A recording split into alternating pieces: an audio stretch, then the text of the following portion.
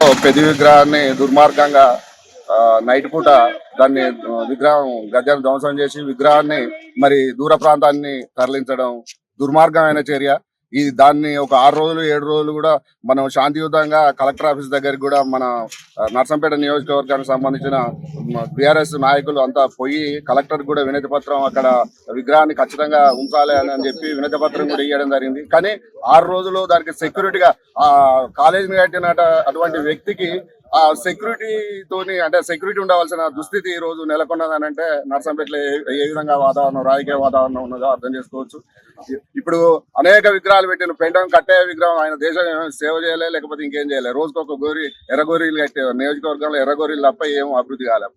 మరి ఎర్రగోరీలు అటువంటి వ్యక్తికి నడి బస్టాండ్ దగ్గర నడి రోడ్డు మీద ఆయన విగ్రహం ఉండొచ్చు, కానీ కాలేజీలు కట్టి పాకాల సరస్సుకు నీళ్లు తెచ్చి నర్సంపేట నియోజకవర్గానికి అనేకమైనటువంటి సేవలు చేసినటువంటి మరి పెద్ద విగ్రహాన్ని కాలేజీ కాకుండా కాలేజీ పక్క ఉన్నటువంటి ప్రైవేట్ స్థలంలో కట్టిన దాన్ని దుర్మార్గంగా మరి మా అర్ధరాత్రి తొలగించవలసిన అవసరం ఈ మున్సిపల్ సంబంధించిన మరి అధికారులకు మరి వాళ్ళకి ఏ విధంగా మరి రాజకీయ ఒత్తిడి ఉన్నది, మరి రాజకీయ ఒత్తిడి వల్ల ఇట్లా తీసుకుపోయి విగ్రహాన్ని మరి దూర ప్రాంతానికి తరలించిందంటే ఈ యొక్క గవర్నమెంట్ సిగ్గుసేటు.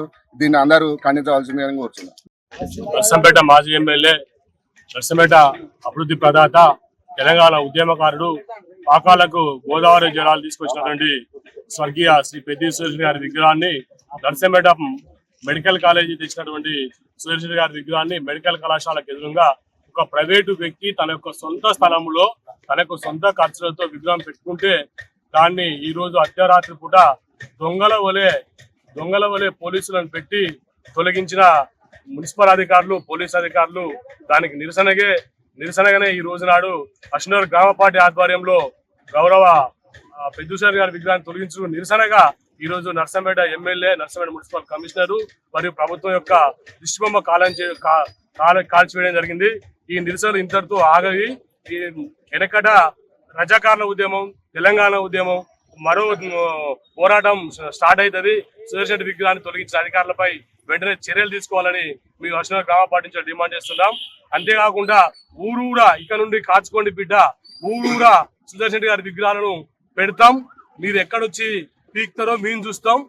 ఈ కాంచెలి మరో తెలంగాణ ఉద్యమం, మరో మిలియన్ వార్స్ స్టార్ట్ అవుతుంది.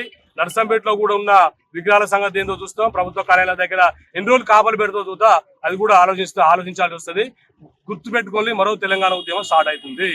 మరో స్వాతంత్ర ఉద్యమం కూడా మొదలైంది. అర్ధరాత్రి సువర్ణ విగ్రహాన్ని తొలగించడాన్ని వెంటనే అర్ధరాత్రి అన్యాయంగా సువర్ణ విగ్రహాన్ని తొలగించడాన్ని తెలంగాణ అమర హై సువర్ణ, అమర హై సువర్ణ, సాయుధం సువర్ణ ఆశయాలను, సాయుధం సువర్ణ ఆశయాలను, సాయుధం సువర్ణ ఆశయాలను.